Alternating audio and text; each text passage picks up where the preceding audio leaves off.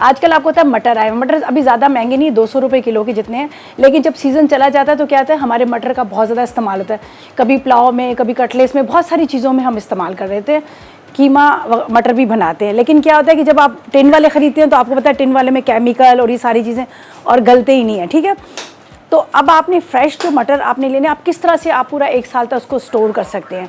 आपने क्या करना है, इस तरह से पानी को बॉयल करने रखना है, पानी को आपने उबलने रखना है।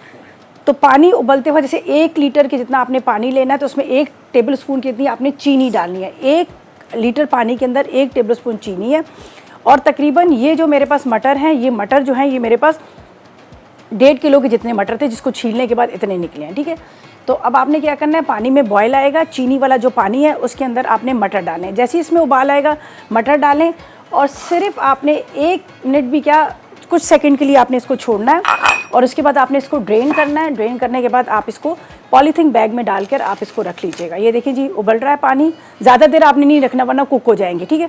बस हल्का सा गर्म पानी में आपने इसको डालना है, चीनी वाले पानी में, और उसके बाद आपने इस तरह से इसको निकाल देना है।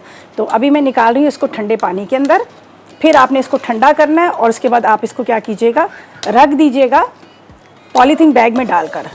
1 साल तक आपके मटर जो हैं वो फ्रेश रहेंगे, ठीक है। ये हमने रख लिया। अब मैं आपको बताती हूँ इसको किस तरह से आपने करना है, स्टोर किस तरह से करना है। अब आपने इसका पानी सारा ड्रेन कर लेना है। ये देखें जी एक्स्ट्रा पानी, ये आपने पानी निकाल लिया। उसके बाद आप लोगों ने इसको पॉलीथीन बैग ले लीजिएगा जिसके अंदर आपने इसको डालना है।